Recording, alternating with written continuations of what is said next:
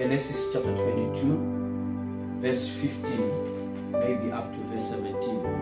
The Bible says, "And the angel of the Lord called unto Abraham out of heaven the second time, and said, By myself have I sworn, said the Lord, for because thou hast done this thing, and hast not withheld thy son, thine only son, that in blessing I will bless thee, in multiplying I will multiply thy seed as the stars of the heaven, and as the sand which is upon the seashore, and thy seed shall possess the gates of his enemy."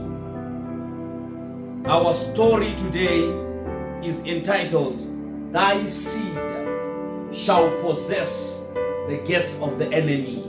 This is at a time when Abraham, our father of faith, had obeyed God.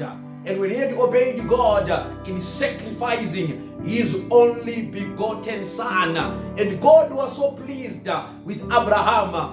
Even if you read John chapter 3 verse 16, the Bible says, "For God so loved the world that he gave his only begotten son."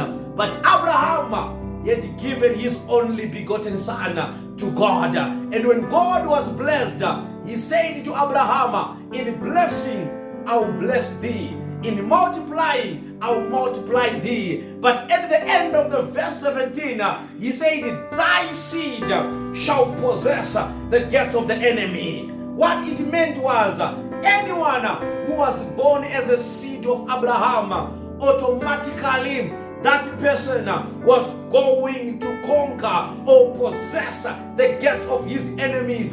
Whenever enemies would come, he would not worry. Why? Because that was a seed of Abraham. And we are seeds of Abraham by faith. And because we are seeds of Abraham by faith, what it means, in anything in this life that we are living in, whatever we do, wherever we go, as long we are seeds of Abraham, we do not worry about the enemy, because one way or another we are going to possess the gates of the enemy, just like Daniel in the den of the lions, because he was a seed of Abraham. He knew, "I'm going to possess the gates of the enemy." Even Shadrach, Meshach, and Abednego, at whatever cost, even the fire having 7 times burning, but they knew, we are the seeds of Abraham. And when we are seeds of Abraham, in that, because we are the seeds of Abraham, we are going to possess the gates of the enemy. It reminds me of Moses at the Red Sea, because he was a seed of Abraham. The Red Sea had no choice. The Red Sea had no option but to give in, because the Bible has said, "Thy seed shall possess the gates of the enemy." And I believe I'm speaking to a seed of Abraham.